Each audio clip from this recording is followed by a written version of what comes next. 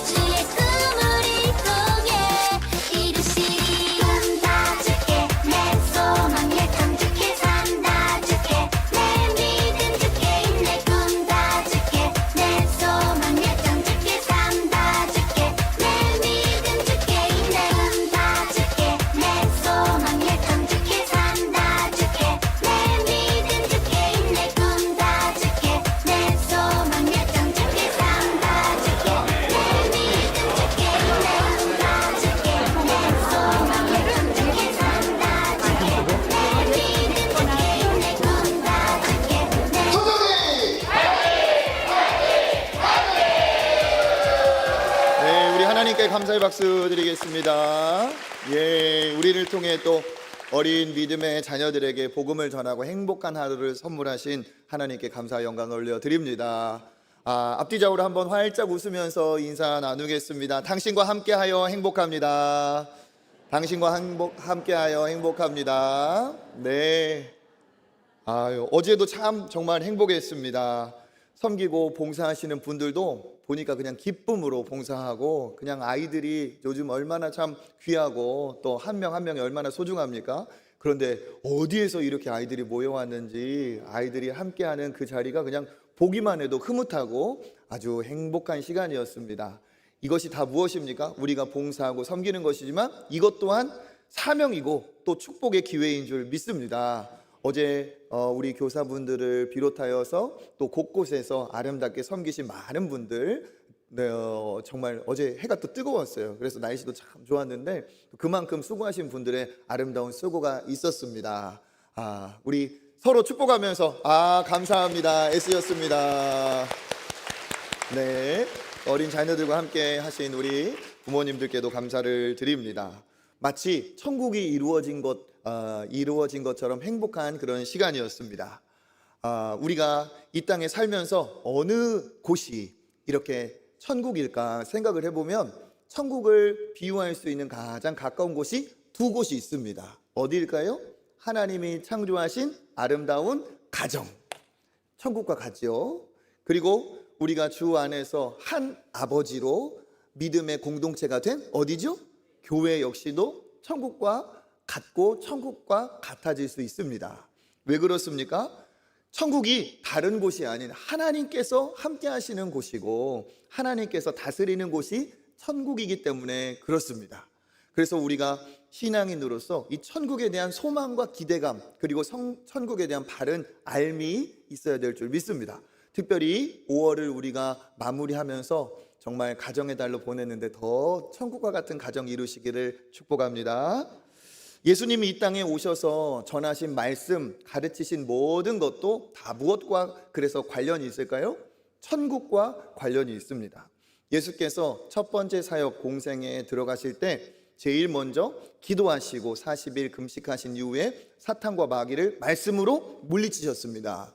그리고 나서 하신 그 대망의 믿음의 아름다운 공생애를 열어가실 때 첫 번째 말씀이 무엇으로 선포하셨는가? 우리 마태복음 4장 17절 읽어보겠습니다. 이때부터 예수께서 비로소 전파하여 이르시되 회개하라 천국이 가까이 왔느니라 하시더라. 아멘. 무엇이 가까이 왔느니라? 천국이 가까이 왔느니라. 아멘. 그래서 예수님의 말씀의 첫 서두, 그리고 어떻게 생각하면 여러 가지 일을 행하셨지만 그 핵심이 바로 하나님의 나라 천국이라는 사실이에요.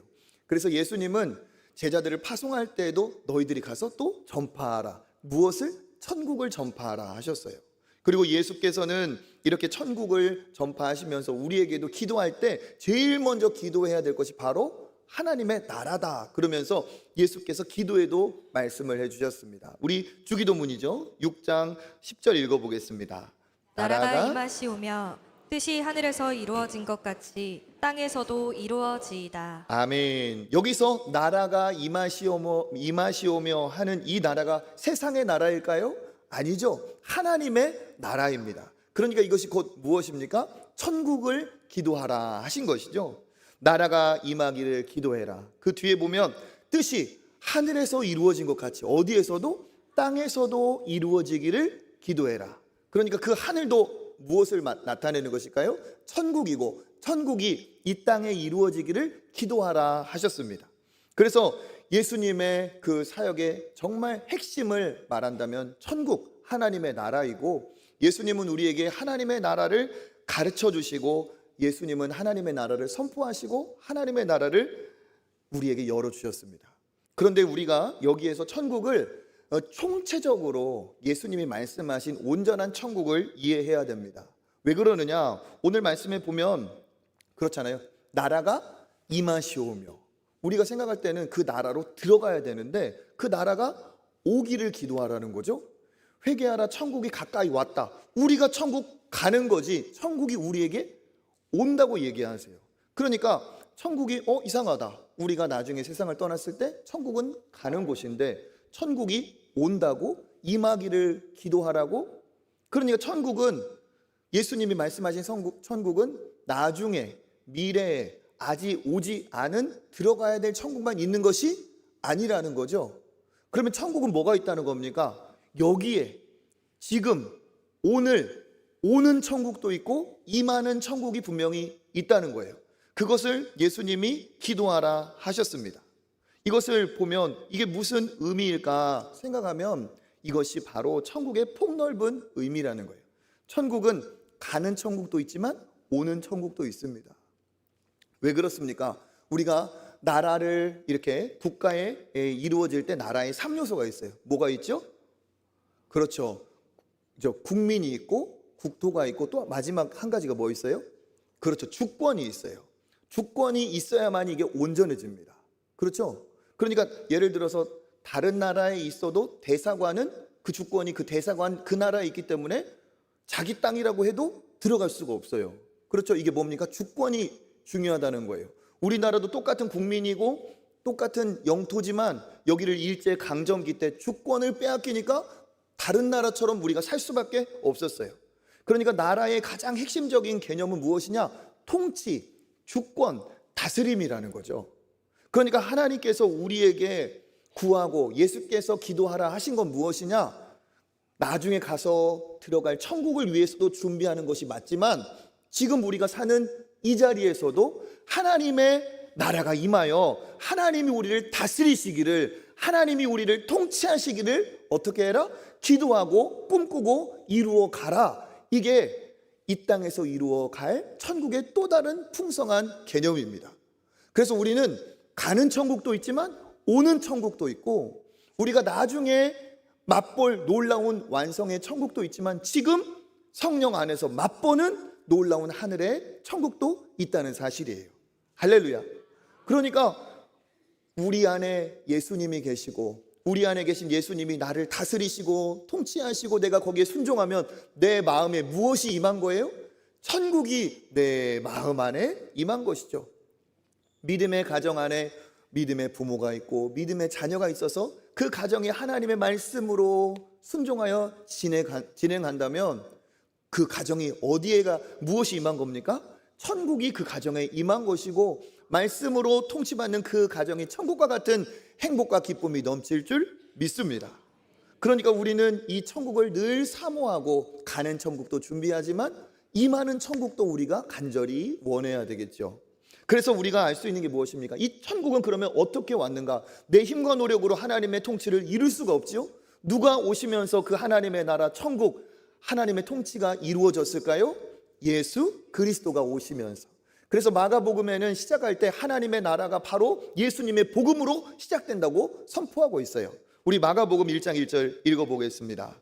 하나님의 아들 예수 그리스도의 복음의 시작이라. 아멘. 하나님의 아들 예수 그리스도가 오시면서 기쁨의 소식, 복음이 선포되고 그곳에 귀신이 떠나가고 병자가 고침받고 하나님의 말씀이 선포되면서 그곳이 바로 하나님의 나라가 된 줄 믿습니다.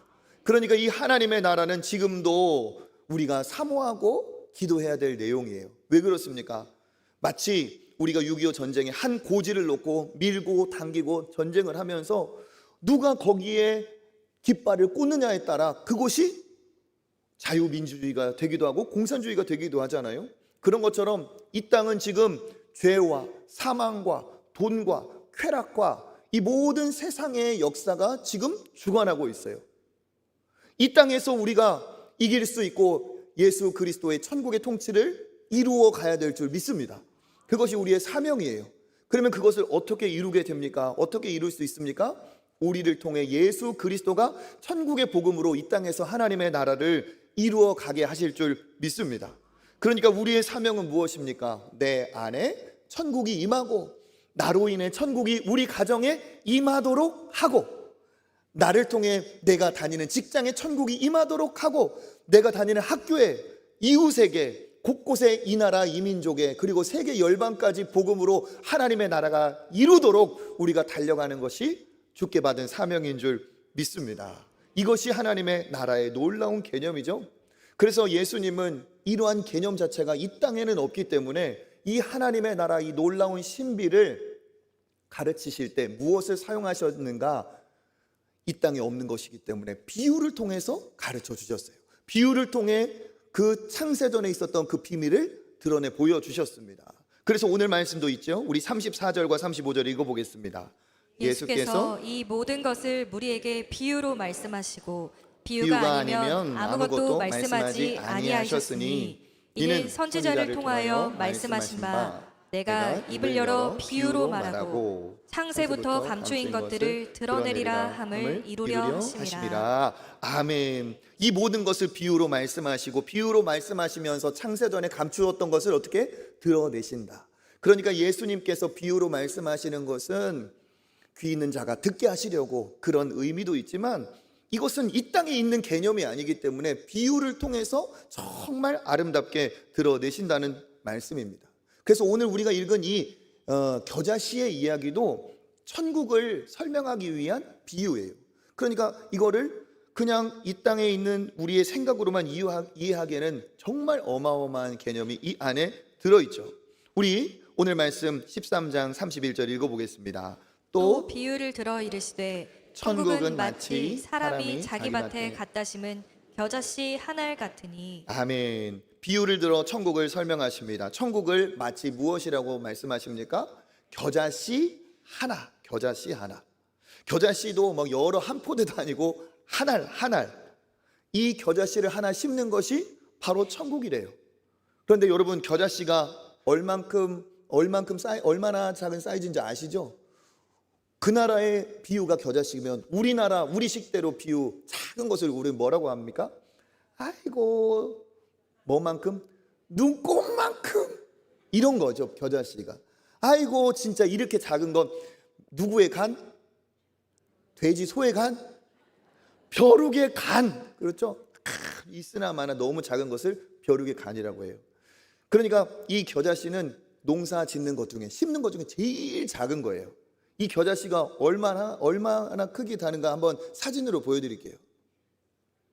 네. 이게 산골짜기에 바위가 하나 껴있는 게 아닙니다.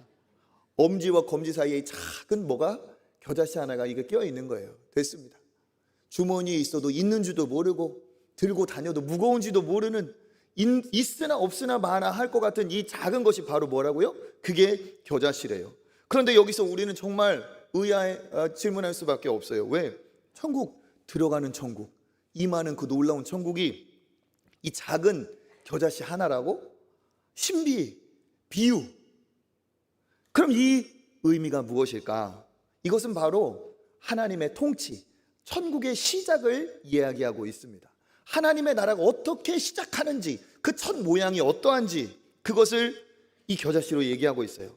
하나님의 통치, 복음의 오심, 복음의 출발, 하나님의 나라에 임하는 것은 이 작은 겨자씨처럼 정말 미미하다, 정말 대수롭지 않다, 보잘것없고 어찌 보면 참 하찮고 보잘것없이 보이는 것이 천국의 시작과 출발이라는 거예요.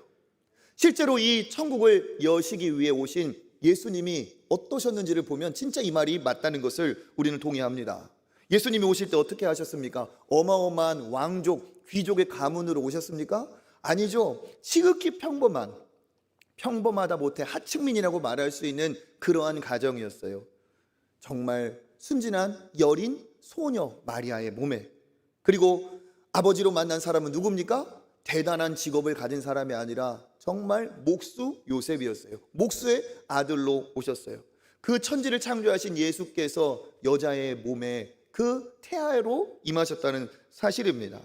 그리고 예수님이 오셔서 누운 첫 번째 침상은 비단이나 황금으로 만든 것이 아니었습니다.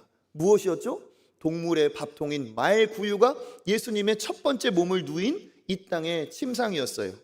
그리고 거기에 찾아온 손님들은 대단한 사람이 아닌 정말 길거리에서 누구나 마주칠 수 있는 그런 낮은 목자들이 찾아왔습니다. 그리고 예수님이 자란 그 동네는 어떤 동네입니까? 대도시의 한복판이 아닌 지금은 우리식으로 말하면 판자촌과 같은 나사렛 동네였어요. 그러니까 예수님이 오셨을 때 한 제자는 뭐라고 말합니까? 그가 예수다, 메시아다 할 때 뭐라고? 나사렛에서 무슨 선한 것이 나올 수 있겠냐 하면서 반문을 할 수밖에 없었죠. 예수님의 오심은 이렇게 겨자씨처럼 보잘것이 없었다는 사실입니다. 예수님의 공생애는 30년이 아니었어요. 몇 년이었어요? 단 3년이었습니다. 그렇게 짧았어요. 예수님이 공생애를 행하실 때 예수님의 별명은 죄인들의 친구였습니다. 어마어마한 귀족들, 왕족들과 어울리는 것이 아니라 죄인들의 친구로 불렸어요. 예수님이 선택하신 12명의 제자들은 어마어마한 배움과 능력이 있고 좋은 문벌의 사람들이 아니었습니다. 몸으로, 육신으로 벌어서 사는 대부분이 어부, 사람들에게 조롱받고 손가락질 받던 세리, 정치적으로 선동하였던 열심당원, 이런 사람들이 그냥 어중이 떠중이 같은 사람이 모인 것이 12제자였어요. 그러니까 예수님이 12제자를 이끌고 가는 모습을 볼 때 많은 동네 사람들이 뭐라고 얘기했을까요? 야, 기대가 된다, 정말 대단하다 이랬을까요? 아이고, 저들이 뭐 하는 자들이야? 아이고, 참 답답하다, 한심하다, 뭘 기대를 할 수 있겠나? 이것이 예수님이 당시에 보여주셨던 모습이에요. 예수님의 마지막은 더더욱 초라했습니다. 예수님이 예루살렘에 입성하실 때 타고 온 것은 엄청난 왕들이 타던 군마가 아니었습니다. 백마가 아니었어요. 무엇이었습니까? 나귀 새끼를 타고, 나귀도 참 어미도 아닌 나귀 새끼를 타고 들어오셨어요. 그리고 그의 마지막은 어떠셨습니까? 죄인과 죄인 가운데서 죄인하고 똑같이 십자가에서 그 의로우신 분이 죄인처럼 십자가에서 죽으셨어요. 끝! 그냥 죽었어요. 끝! 이 초라함이 뭡니까? 이게 바로 예수님의 모습이었어요. 어떻습니까?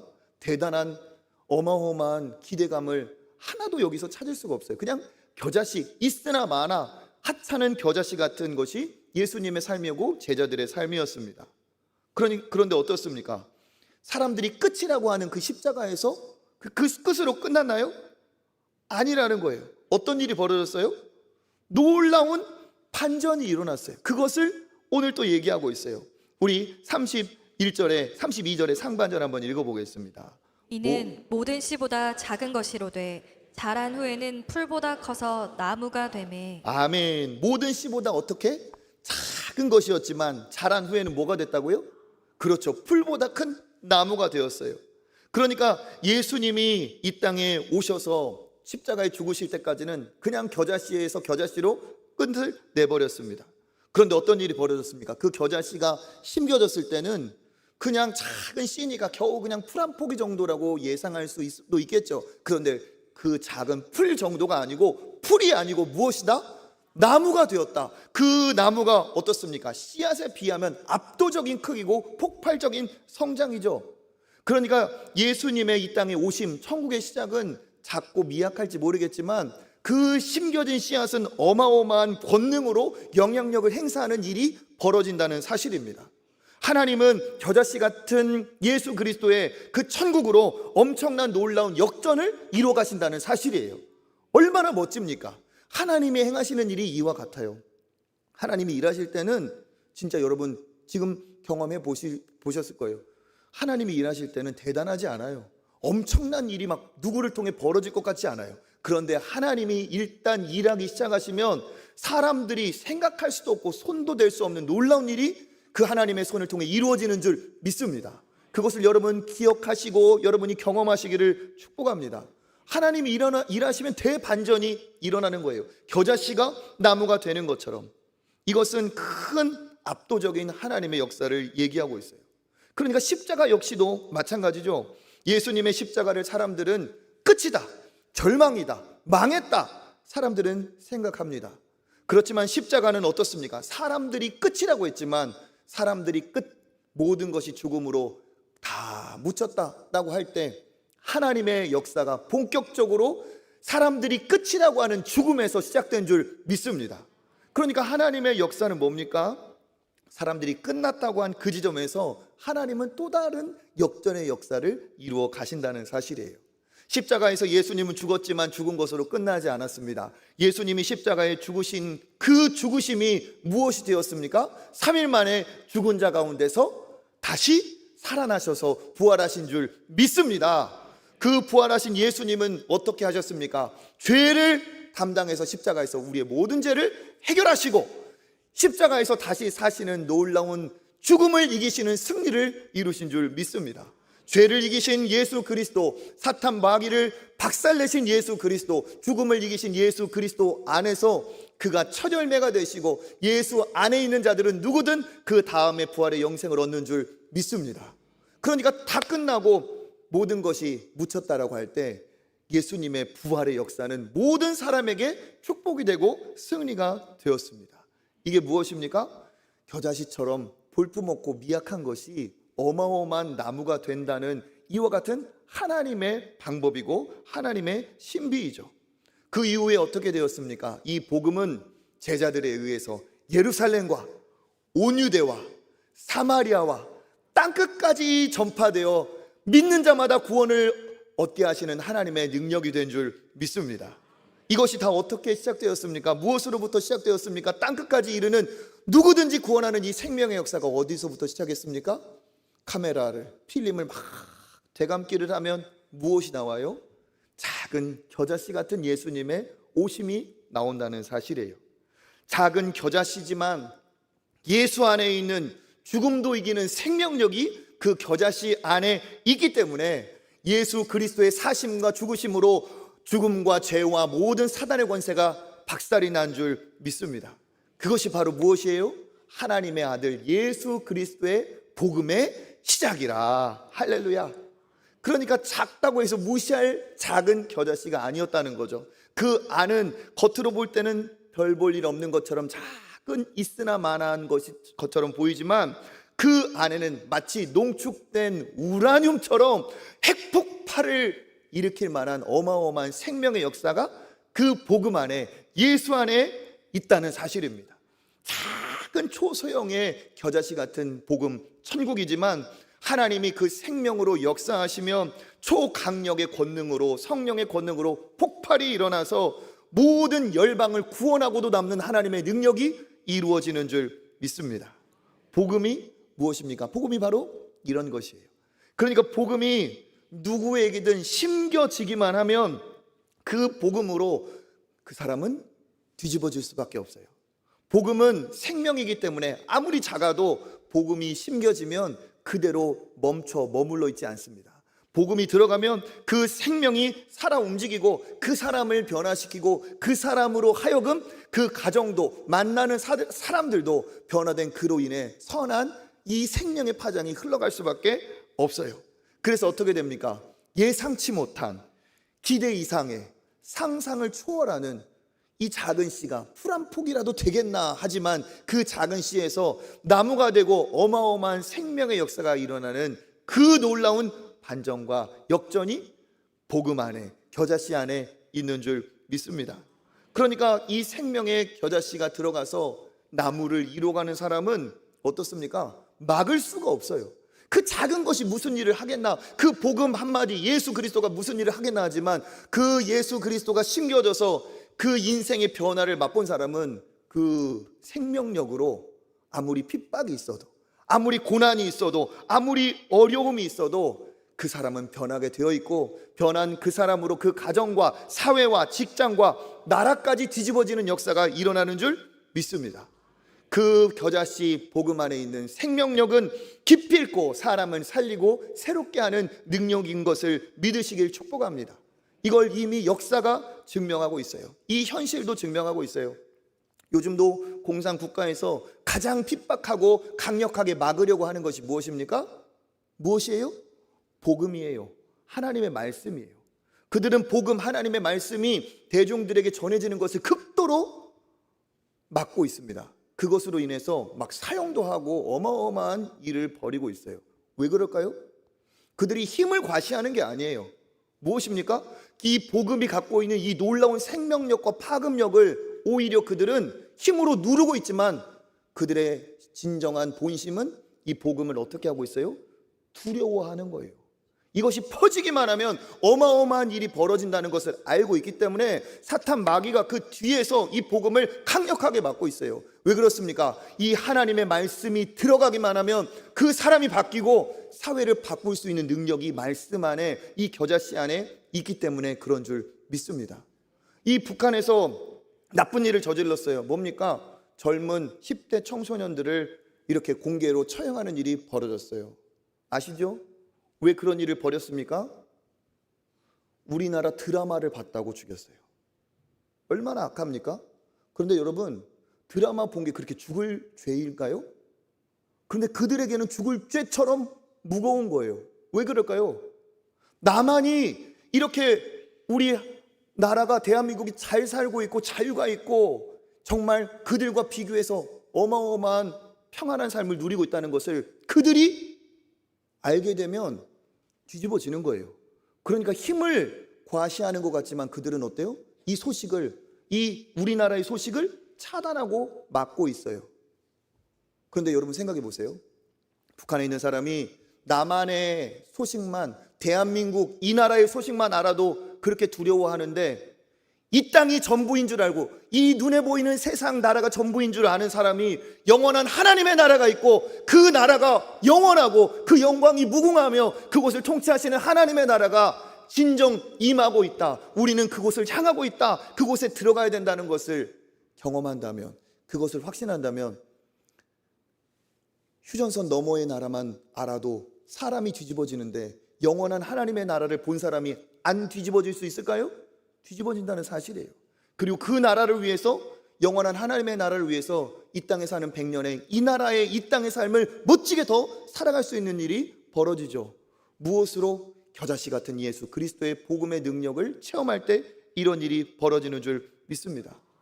이 겨자씨의 이 하나님의 나라의 비밀은 시작이 작아서 크기만 커졌다는 것을 이야기하지 않습니다. 그 영향력 또한 너무 대단하죠. 32절 우리 하반절 한번 읽어보겠습니다.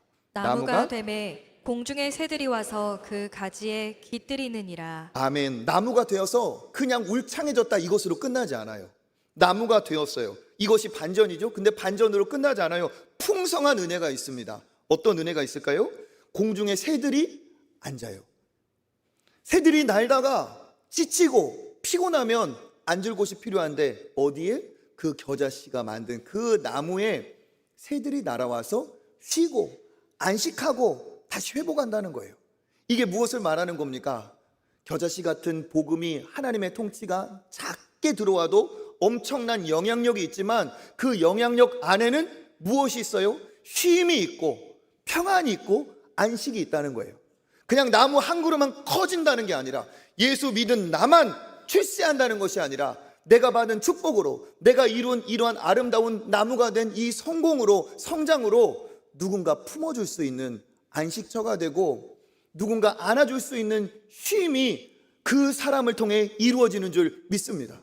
그러니까 천국을 경험한 사람의 삶은 이기적이고 나만을 위해 살아가는 것이 아니라 그가 받은 하나님의 축복과 은혜로 다른 이들을 살리는 놀라운 축복의 통로가 된다는 사실이죠. 저는 이런 점에서 여기 계신 여러분, 믿음을 가진 여러분들이 이와 같은 이 땅의 복도 받으시기를 축복합니다. 우리가 이 땅의 복을 받아야 될 이유가 뭡니까? 부자가 돼서 교만하게 과시하려고가 아닙니다. 진짜 천국을 아는 사람들은 하나님 앞에 복을 하나님이 주실 것이며 하나님이 주신 그 복을 가지고 내 물질을 가지고 내 학식을 가지고 내 건강을 가지고 울창한 나무가 되어서 다른 이들을 섬겨주고 다른 이들을 품어주고 그들에게 안식을 제공하는 그 사명이 우리 안에 있는 줄 믿습니다. 우리가 어제도 어린이들에게 베풀고 나누고 얼마나 기뻐요? 근데 여기에 수고가 들어가고 돈이 들어가고 시간이 들어가요. 하나님이 우리에게 물질을 주시고 시간을 주시고 건강을 주셨을 때 그것을 우리가 더 많이 풍성하게 누리는 방법이 무엇입니까? 나무가 돼서 그들을 섬기고 베풀고 나누는 축복의 통로인 줄 믿습니다. 그래서 예수님을 모르는 사람은 큰 나무가 될수록 그 숲이 망쳐질 수 있겠지만 예수님을 믿고 천국이 임하여 큰 나무가 임한 사람은 복을 받으면 받을수록 그 주변을 살리고 고치고 회복시키는 일에 쓰임받을 줄 믿습니다. 이와 같은 복을 받는 여러분 되시기를 주님의 이름으로 축복합니다. 그래서 천국은 어떤 것입니까? 작게 시작하지만 엄청난 결과가 있고 그 결과는 그 지역에 그 함께하는 공동체 안에 축복을 흘려보낸다는 거예요. 한번 내 자신에게 어떻게 복음이 찾아왔는지 한번 생각해 보세요. 예수님이 나에게 겨자씨처럼 어떻게 찾아오셨는가? 그 찾아오심을 보면 진짜 예수님이 나에게도 겨자씨처럼 찾아왔다, 그렇게 내 마음을 두드리셨다, 그렇게 아마 고백하실 겁니다. 예수님이 오실 때 왕으로 엄청난 장군으로 오시지 않은 것처럼 내 마음에 오실 때도 어떻게 하셨어요? 부드럽게 찾아오셨어요. 온화하게 찾아오셨어요. 우리의 마음의 문을 노크하면서. 우리 요한계시록 3장 20절 읽어볼까요? 볼지어다 내가 문 밖에 서서 두드리노니 누구든지 내 음성을 듣고 문을 열면 내가 그에게로 들어가 그와 더불어 먹고 그는 나와 더불어 먹으리라. 아멘. 아마 이 구절을 읽어보면 그래, 예수님이 내게도 그렇게 다가오셨지 고백하는 분들 많을 겁니다. 저에게도 그렇습니다. 어느 날 예수님이 겨자씨처럼 조용히 은밀하게 온화하게 따뜻하게 다가오셨어요. 녹화하면서 내가 왔어, 문을 좀 열어주지 않겠니? 온화하게 조용히 자그막하게 소박하게.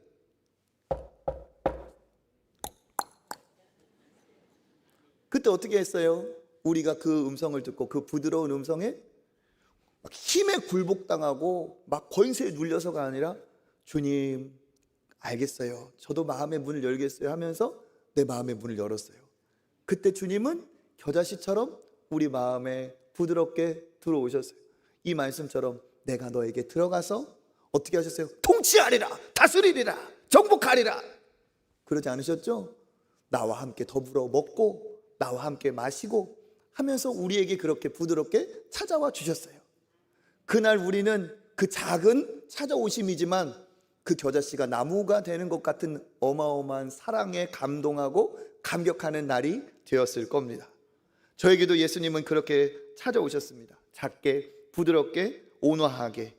복음이 대단한 게 아니죠. 단순하게 너를 사랑해서 너 때문에 내 아들을 보냈다.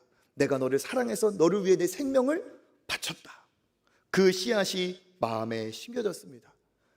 그때는 아무 일이 일어날 것 같지도 않았고 그것이 무슨 대수로운 일이냐 생각할 수도 있었어요. 그런데 자고 일어났더니 그 다음 날이 밝았더니 저에게도 반전의 역사가 일어났어요.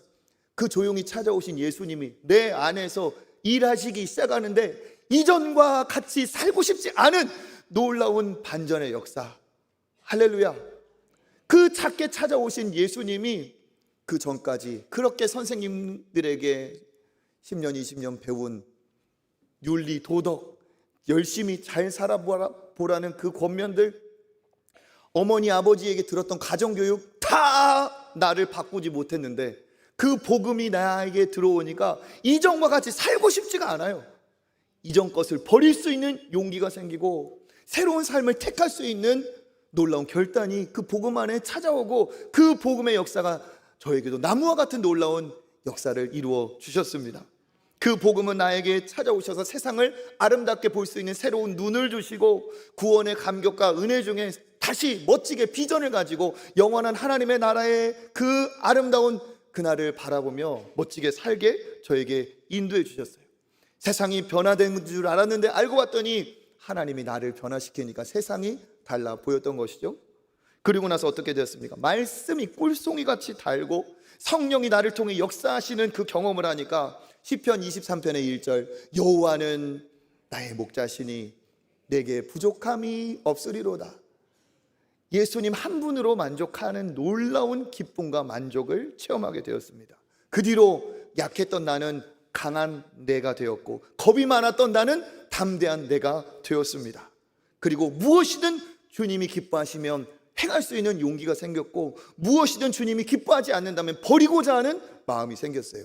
그리고 나무를 이루듯이 그 작은 예수님의 그 흔적은 어마어마한 나무가 제 안에도 되었습니다. 여러분도 그런 은혜를 경험하신 줄 믿습니다. 예수님의 그 12 제자 어떻습니까? 아까 말씀드렸을 때는 참 기대할 것이 없었죠. 그런데 그 12 제자에게 천국이 임하자, 하나님의 통치가 임하자 사도행전 1장 8절의 말씀, 땅끝까지 이르러 내 증인이 되리라. 그 말씀 붙들고 진짜 땅끝까지 생명 다할 때까지 담대하게 예수 그리스도를 전하는 놀라운 용맹한 능력의 사도가 되었습니다. 계란으로 바위를 치면 계란이 깨져요, 바위가 깨져요?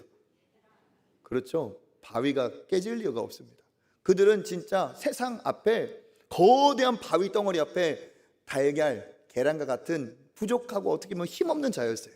그런데 그들에게 성령이 임하자, 겨자씨 같은 복음이 임하자 어떤 일이 벌어졌어요? 그들이 가는 곳곳에 일어날 수 없는 기적이 일어났어요. 비유하자면 뭡니까? 계란으로 바위를 쳤어요. 그런데 어떤 일이 벌어졌습니까? 계란이 깨져야 정상인데 그 연약한 그들이 나라를 들어가고 복음으로 들어가니까 나라가 쪼개지고 세상이 바뀌는 역사가 일어난 줄 믿습니다. 그 역사는 지금도 복음을 통해 작은 겨자씨를 통해 일어나고 있는 줄 믿습니다.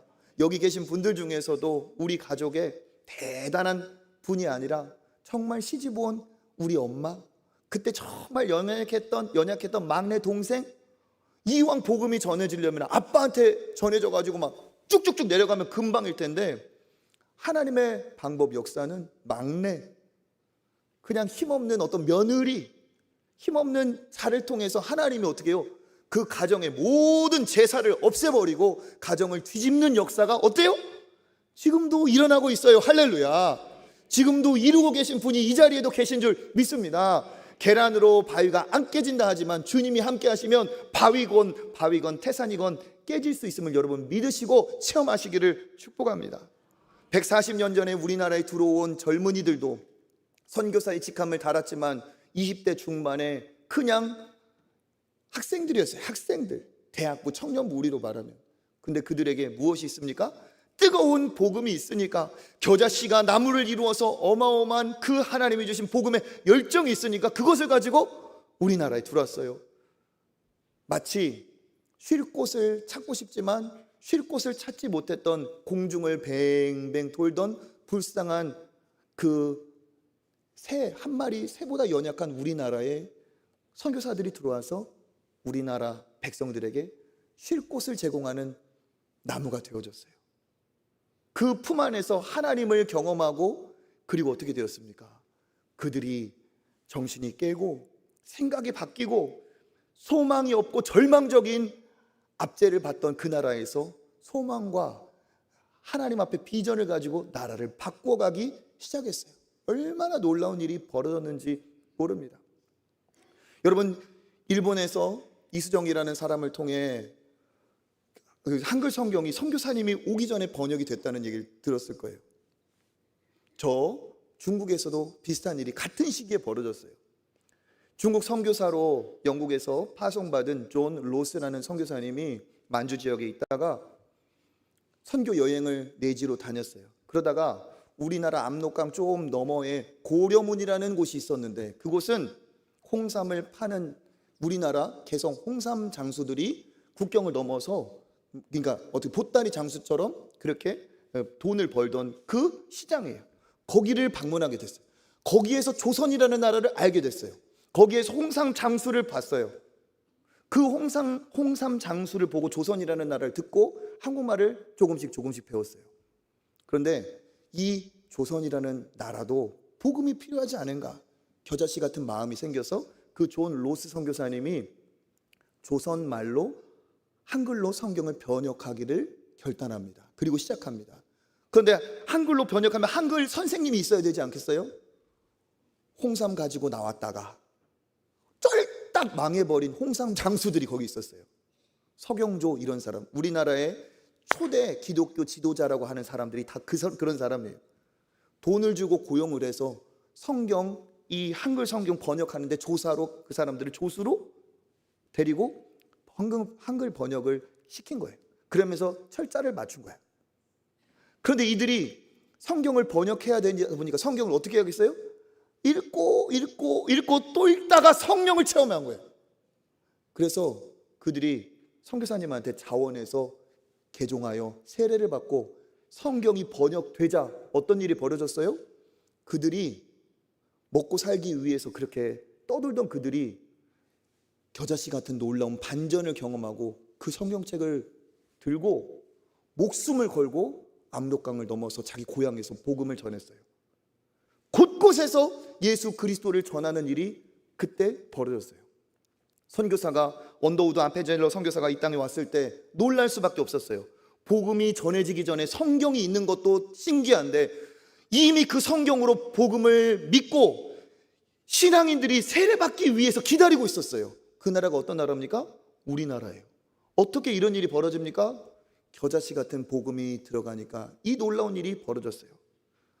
사람들이 볼 때는 겨자씨를 심는 것은 미련하게 보이겠죠.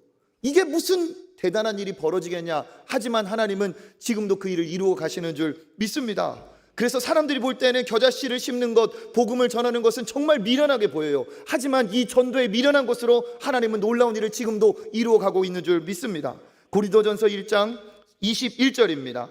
하나님의 지혜에 있어서는 이 세상이 자기 지혜로 하나님을 알지 못하므로 하나님께서 전도에 미련한 것으로 믿는 자들을 구원하시기를 기뻐하셨도다. 아멘. 전도의 무엇으로?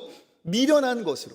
그러니까 전도하고 겨자씨를 심는 것은, 복음을 선포하는 것은, 천국이 임하도록 우리가 노력하는 것은 미련해 보여요. 그렇지만 이 전도에 미련한 것은 분명 누구의 방법입니까? 하나님의 방법인 줄 믿습니다. 그 미련한 방법으로 믿는 자들을 구원하시기를 하나님은 기뻐하십니다. 그러면 사람들은 미련한 방법이라고 말하지만 실제 이 방법은 미련한 방법이 아니었던 거예요. 하나님의 신비한, 하나님의 겨자씨로 엄청난 나무를 이뤄가는 하나님의 놀라운 손길이자 방법인 줄 믿습니다. 그러니까 지금도 우리가 전도지 하나 돌리는 것, 우리가 예수 그리스도 말하는 것 무슨 의미가 있냐, 미련하다 말할지 모르겠지만 지금도 하나님은 그 미련한 방법으로 놀랍게 역사하여 하나님의 나라를 이루어 가시는 줄 믿습니다. 하나님의 나라는 겨자씨처럼 작고 작지만 그 안에 생명력이 있어서 심기만 하면, 들어가기만 하면 반드시 나무가 되는 것을 여러분 확신하시고 믿으시길 바랍니다. 그러니까 우리가 해야 될 것은 무엇입니까? 씨앗으로 100포대를 갖고 있어도 아무 일이 안 일어나요. 씨앗을 내 주머니에 아무리 두둑하게 넣고 있어도 아무 일이 일어나지 않아요. 그러면 어떻게 해야 됩니까? 씨앗 하나라도 뭐 해야? 심어야 돼요. 심어야 될 마음의 밭은 무엇입니까? 마음의 밭이야. 마음의 밭에 심어야 돼요. 심을 때 어떻게 됩니까? 작은 하나라도 심겨지면 이 생명의 역사가 일어나는 거예요. 심는다는 것은 무엇입니까? 복음은 말씀이기 때문에, 말이기 때문에 뭐 하는 거예요? 전하는 거고 선포하는 거예요. 우리 로마서 10장 14절 17절 읽어보겠습니다. 그런즉 그들이 믿지 아니하는 이를 어찌 부르리요? 듣지도 못한 이를 어찌 믿으리요? 전파하는 자가 없이 어찌 들으리요? 그러므로 믿음은 들음에서 나며 들음은 그리스도의 말씀으로 말미암느니라. 아멘. 들으려면 전하는 자가 있어야 되겠죠. 믿음은 어디서 나온다고요? 하나님의 말씀을 듣는 자, 전함으로 들음에서 난다는 거예요. 그러니까 들으려면 뭐 하는 자가 있어야 됩니까? 전하는 자가 있어야 돼요. 이건 오늘 말씀으로 해석하면 뭡니까? 겨자씨 하나라도 심는 자가 있어야 된다는 거예요. 마음에 심는 자. 그러면 내가 심으면 나는 심을 뿐이고, 심으면 어떻게 되나? 나는 심고 아볼로는 물을 주었으되 자라게 하시는 이는 하나님이시니라. 그 복음 안에 생명이 있어서 복음이 역사하고 성령이 역사해서 자라게 하시는 거예요. 그러니까 우리는 뭐 하면 돼요? 심기만 하면 돼요. 심으면 어떻게 됩니까? 좋은 밭에 떨어지면 어떻게 됩니까? 30배, 60배, 100배의 역사가 일어나는 줄 믿습니다. 우리 마가복음 4장 20절.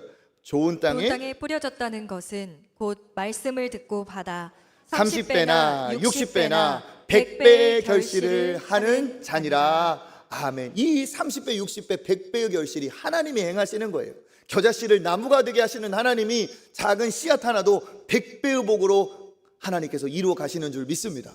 그러니까 여러분 어떻게 생각해야 돼요? 겨자씨를 그 작은 것으로 우리가 여기어서 이거 전부라고 보면 안 돼요. 이건 100배다, 100배. 할렐루야. 우리가 받은 복을 100배의 축복으로 늘려가시는 여러분 되시기를 축복합니다. 특별히 5월 가정의 달에, 오늘 5월 마지막 31일에 여러분 이 겨자씨를 심는 여러분 되시기를 바랍니다. 대단할 필요 없어요. 씨는 작아요. 부담스러워할 필요 없어요. 씨는 작아요. 어려워할 필요 없어요. 씨는 작아요. 그러니까 작은 씨는 막 한 삽을 크게 뜨고 막 구덩이를 막 사람 몇 명 들어가게 팔 필요가 없어요. 그냥 심으면 돼요. 뿌리면 돼요. 떨어뜨리면 돼요. 그런데 어떻게 됩니까? 그 작은 씨를 심는다는 마음으로 시도하면, 작은 실천이면 충분합니다. 그 씨앗이 생명력이 있어서 하나님께서 반드시 자라게 하여 주실 줄 믿습니다. 그러니까 우리는 어떻게 해야 됩니까? 싹이 날 때까지 심는 거예요. 심는 거. 오늘 이 말씀을 가정에 적용해 볼 때 어떤 분은 이렇게 생각할 거예요. 그래, 우리 집은 그래도 다 예수 믿는 집이니까 이거는 다른 사람들에게 뿌리고 심어야겠구나, 이렇게 생각할 수도 있습니다. 그렇게 생각할 수도 있죠. 그렇지만 여러분, 이 생명의 복음은 늘 뿌려져야 돼요. 이 생명의 복음은 늘 심겨져야 될 줄 믿습니다. 심겨지고 어떻게? 내 안에, 우리 가정에 누구의 통치가? 하나님의 나라가 임하고 하나님의 통치가 이루어질 때까지 우리가 믿음의 복음의 씨앗을 뿌리고 심어야 될 줄 믿습니다. 복음의 가정을 이루어질 때까지, 이루기까지 우리가 뿌려야 됩니다. 그러니까 꼭 복음이 예수 그리스도이지만 예수님을 믿어도 우리의 삶이 예수님을 닮아가는 삶이 될 때까지 계속 뿌려야 돼요. 예수님을 심는다, 겨자씨를, 천국을 심는다는 건 무엇입니까? 예수 그리스도의 정신을 말하는 거예요. 예수 그리스도의 그 사랑을 심는 거예요. 예수님의 그 섬김을 심는 거예요. 예수님의 사랑을 심는 거예요. 존중으로, 말씀으로, 은혜로 심는 거예요. 그렇게 하면 어떻게? 내 입이, 내 입이 천국이 돼야 돼요. 내 입이 하나님의 통치를 받아야 돼요. 내 입에 하나님의 나라가 임해야 돼요. 내가 먼저. 그래서 예수 그리스도의 십자가를 말하기 위해서, 십자가의 정신을 말하기 위해서 어떻게 합니까? 내 입술로 우리 가정에 사랑의 말을 하고, 위로의 말을 하고, 격려의 말을 하고, 기쁨과 화목을 일으키는 말을 더더욱 선포하는 것, 이것 자체도 복음을 심는 것이고, 넓게 생각하면 예수 그리스도를 심는 거라고 믿습니다. 그래야 우리 가정 안에 천국이 이루어져요. 특별히 마음의 밭이 딱딱하게 굳은 사람에게 우리가 겨자씨를 심을 때 어떻게 해야 되겠습니까? 딱딱하다면 부드럽게 만들어야 되겠죠. 부드럽게 만드는 게 뭐예요? 그것이 바로 우리의 사랑과 격려, 위로의 말인 줄 믿습니다. 그러니까 우리가 전하는 이 복음이 있고, 우리가 전하는 이 내 자신이 있어요. 무엇을 전하느냐의 이 내용도 중요하지만, 진짜 제대로 심으려면 전하는 나도 중요해요. 누가 심냐가 중요해요. 고수가 심을 수도 있고 초보자가 심는다면 달라요. 그러니까 이 복음을 심으려면 어떻게 해야 되겠습니까? 누가 전하냐도 관건이에요. 누가 전하느냐는 어떤 얘기입니까? 받는 그 사람과 나와의 관계에 달려 있어요. 그가 나를 신뢰하고, 그 사람과 내가 화목하고, 그 사람과 나와 친밀해야 내가 전하는 그 복음이 들어가는 거죠. 그러면 어떻게 해야 됩니까? 남의 땅에다가 심으면 돼요, 안 돼요? 남의 땅에 내 농사 지으면 돼요, 안 돼요? 안 되죠? 그럼 어떻게 해야 돼요? 내 밭으로 만들려면 그 사람의 마음의 밭을 사야 돼요. 그 사람의 마음을 얻어야 돼요. 그래야 심을 수가 있어요. 그건 무엇입니까? 섬김과 나눔과 사랑과 용서와 이해와 존중이죠. 그 마음을 사고, 내가 전하는 그 말을 정말 좋은 것으로 받을 수 있는 부드러움이 되도록 그와의 관계를 개선하고 돌과 잡초를 걷어내야 돼요. 그러니까 내 입이 정죄와 비판과 흠을 잡는 그러한 천국의 통치와 상관없는 입술이 된다면 복음은 전파되지 않습니다. 겨자씨는 심어지지 않습니다. 전달자인 내 입술이 천국의 통치를 받고, 내 입술에서 아름다운 말이 드러나서 그와 관계가 회복이 되어야 돼요. 그러니까 복음을 전하려면, 씨를 심으려면 관계가 먼저입니다. 관계가 관건입니다. 그 사람과 나와의 관계가 이어져야 됩니다. 관계가 서먹하다면 관계가 개선되어야 됩니다. 뭔가 그 사람과 나와의 관계가 묶여 있다면 묶인 것이 풀어져야 됩니다. 그리고 그 사람이 나를 돈독하게 여길 수 있는 친밀함이 있어야, 그래야 복음이, 그래야 내가 전하는 말씀이 겨자씨가 그 땅에 심겨지는 줄 믿습니다. 그래서 지난주에 말씀을 드렸던 것처럼 다시 기회를 주고 다시 시간을 주며 겨자씨를 심는 거예요. 심으면 어떻게 됩니까? 당장에 싹이 나오면 참 좋겠지만, 씨를 심고 물을 준 다음에 어떻게 해야 돼요? 나오도록 파내야 돼요? 어떻게 해야 됩니까? 시간이 필요해요. 기다려야 돼요. 싹이 나올 때까지 시간이 필요해요. 관계의 개선, 겨자씨를 심어도 싹이 나올 때까지 기다림이 필요해요. 기다리는 시간은 뭡니까?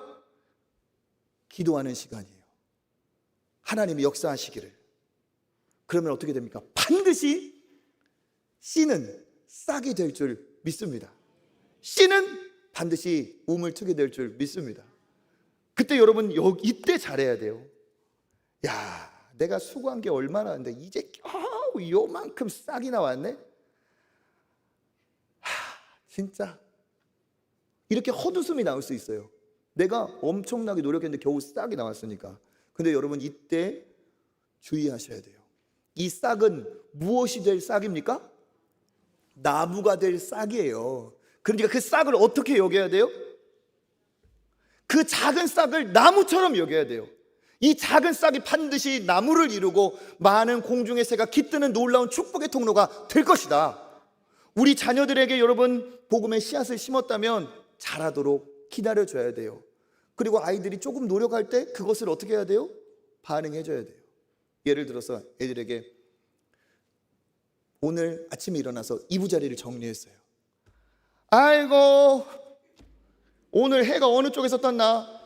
100번 말했더니 오늘 한 번 듣네. 너는 100회당 1번이냐? 아이고, 내일 한번 두고 보자. 그러면 그 아이가, 그가 어머니의 아버지의 이 마음에 들고자 하는 그 싹이 잠깐 나왔는데, 그럼 이 말을 들으면 어떻게 될까요? 싹을 밟는 거예요. 어느 날 남편이 좀 뭔가 내 마음에 들게 행동을 해서, 아이고 오늘 참 진짜 별일이래, 별일이야. 아이고 해달랄 때 해주지. 아이고 진짜. 그러면 어떻게 돼요? 남편이 뭔가 싹을 보인 거예요. 이게 나무가 될 수도 있어요. 근데 어떻게 여긴 거예요? 싹을 그냥 말라 죽인 거예요. 그냥 밟아 죽인 거예요. 남편이 싹이 잠깐 나와서 그걸 보고 달라지는 것 같으면, 내가 내일도 좀 다른 거 해볼까? 이렇게 되는데, 아이고 그러면은 아이고 내가 미쳤어 이렇게 되는 거예요. 남편이 볼 때 아내도 마찬가지예요. 오늘 아내가 나한테 정말 마음에 들게 해줬다, 우리 자녀가 마음에 들게 해줬다. 그때 어떻게 해야 돼요? 작은 싹이 나무가 될 수 있어요.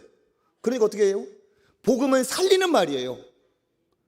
복음은 사랑이고 존중이고 이해고 용서고 다시 기회를 주는 거예요. 그러니까 어떻게 합니까? 기뻐해야 돼요. 칭찬해야 돼요. 알아줘야 돼요. 이것이 곧 나무가 될 것이라고, 나무가 된 것처럼, 나무를 본 것처럼 기뻐해야 될 줄 믿습니다. 그러면 어떻게 돼요? 우리 자녀의 그 작은 싹이 반드시 나무가 돼요. 내 남편, 내 아내, 우리 부모님의 그 작은 노력이 뭐가 돼요? 나무가 되는 날이 반드시 있을 줄 믿습니다. 이게 천국을 아는 사람의 아름다운 모습이에요.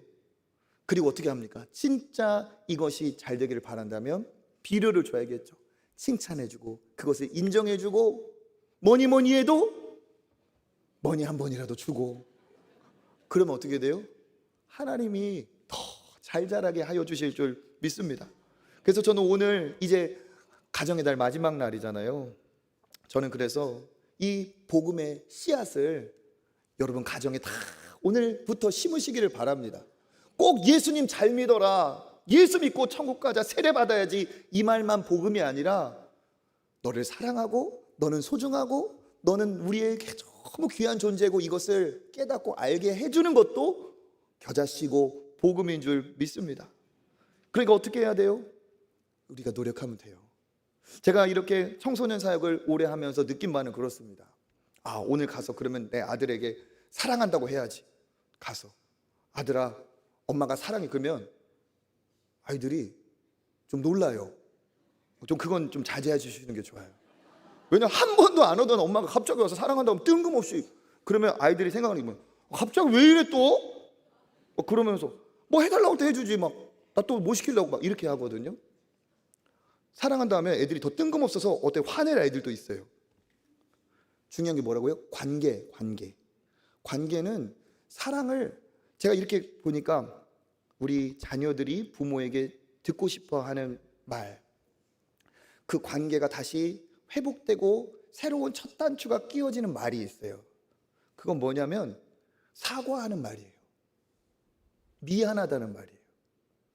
오늘 혹시 여러분 아들하고 딸하고 부모님과의 관계가 좀 이렇게 등을 돌리고 있다면, 아빠인 내가, 엄마인 내가 왜 고개를 숙여야 돼? 그러면 계속 평행선을 달릴 수가 있어요. 그렇지만 그렇게 살 수 없잖아요, 그렇죠? 겨자씨를 심고 복음을 심기 위해서라도, 그 아들의 영혼을, 딸의 영혼을 위해서라도 어떻게 해야 됩니까? 다시 관계를 회복시켜야 돼요. 그건 뭡니까? 미안하다는 말이에요. 엄마가 미안해, 아빠가 미안해. 미안하다는 말을 할 때 그때서야 아이들이 마음이 흔들리기 시작해요. 그 자리에서 반응할 수도 있고 내팽개치고 뛰쳐나갈 수도 있어요. 하지만 그 미안하다는 말 한마디가 놀라운 시작을 이루어 갈 줄 믿습니다. 여러분 믿으시길 바랍니다. 그리고 미안하다는 말 다음에 해야 될 말 2위가 뭐냐? 두 번째는 뭐냐? 고맙다는 말이에요. 아이고 목사님, 내가 가한테 해 부은 게 뭐지, 얼마인데 고맙다는, 내한테 고맙다고 해야지. 이게 아니에요. 관계를 회복하기 위해서 두 번째로 뭐예요? 고맙다. 살아있는 것도 고맙다. 잘 버티는 것도 고맙다. 포기하지 않은 것도 고맙다. 고맙다는 말을 하세요. 그리고 그 다음에 우리 자녀들에게 해줘야 될 말이 뭐냐? 사랑의 겨자씨의 말이 무엇이냐? 괜찮다는 말이에요. 괜찮아. 괜찮아. 엄마도 그랬어. 아빠도 그랬어. 잘할 수 있어. 괜찮아. 괜찮아. 이 얘기를 해줄 때 아이들이 큰 위로를 받아요. 그럼 여러분, 우리나라 말도 그런 속담이 있어요. 말이 씨가 된다. 하나님의 말씀이 그렇게 들어갈 때 말씀은 씨앗이 되고 씨앗은 나무가 될 줄 믿습니다. 여러분, 오늘 가서 실천하세요.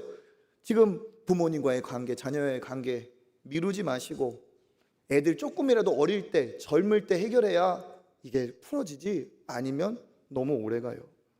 예수님은 어떤 분이십니까? 예수님은 우리 마지막 이 부분 읽어봅니다. 마태복음 12장 20절.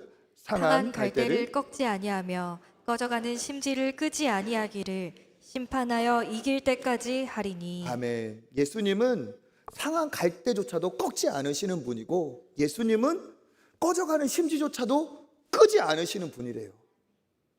그런 예수님의 긍휼과 이 포근함이 여러분에게 있기를 축복합니다. 이번 주에 제가 선교사님 한 분을 만났어요. 케냐에서 사역하시는 우리 유영철 선교사님 만났는데, 거기에 먹고 살기 어렵고 힘든 곳에서 막 사역을 해요. 그러다 보니까 이들에게 일자리를 만들어주고 창출해주기 위해서 엄청난 사역을 하고 계시더라고요. 그게 무엇이냐? 그 케냐의 국화가 보라색 꽃이에요. 그 꽃 이름이 자카란다예요. 그 꽃이 어떻게 생겼는지 한번 보여주세요. 이 보라색 꽃이고 그 옆에 있는 게 작은 이제 묘목이에요. 이 꽃나무를 이 나라의 국가의 꽃이니까 이거를 심어야겠다 생각한 거예요. 이게 별명이 보라색 벚꽃이에요. 이 꽃이 우거지면 어떻게 되느냐? 그 다음 사진 보시겠어요? 이렇게 엄청난 꽃나무가 돼요. 그러니까 이 선교사님이 이것을 통해서 노동력으로 이 사람들이 먹고도 살고, 이게 우거지면 여기에 사람들이 몰리면서 살만하겠다 해서 나무를 심는 거예요. 그 나무를 4km를 심으셨대요. 얼마나 어려웠겠습니까? 그런데 그 사람들이 다 우습게 보는 거예요. 우습게 보는 거예요. 쓸데없는 짓 한다고. 자기가 그것 때문에 먹고 살고 먹고 살 것인데도 쓸데없대요. 그런데 이유가 뭡니까? 그들은 미래를 보지 못해요. 지금 심는 이 나무가 어마어마한 아름다운 꽃을 이룰지를 그들은 모르고 있어요. 그렇지만 선교사님은 알고 있으니까 심는 거죠. 미래를 보는 사람과 보지 못하는 사람의 차이입니다. 어제 오늘도 우리가 547명의 아이들께 1대1로 복음을 전했어요. 겨자씨를 심었어요. 오늘 아무런 일도 일어나지 않았어요. 그렇지만 어떻게 됩니까? 심겨진 씨는 반드시 나무가 되어서 많은 새들이 깃드는 아름다운 휴식과 안식처를 제공하는 날이 반드시 오게 될 줄 믿습니다. 그러면 여러분 어떻게 하겠어요? 오늘 가서 사랑의 겨자씨, 복음의 겨자씨를 내 안에, 여러분 가정 안에, 남편에게, 아내에게, 자녀에게, 부모님께 심으시길 바랍니다. 그러면 그것이 놀라운 나무가 돼서 여러분의 삶에 아름다운 열매, 100배의 축복, 1000배, 만배의 축복이 될 줄 믿습니다. 그런 주님 앞에 쓰임받는 저와 여러분 되시기를 주님의 이름으로 축복합니다.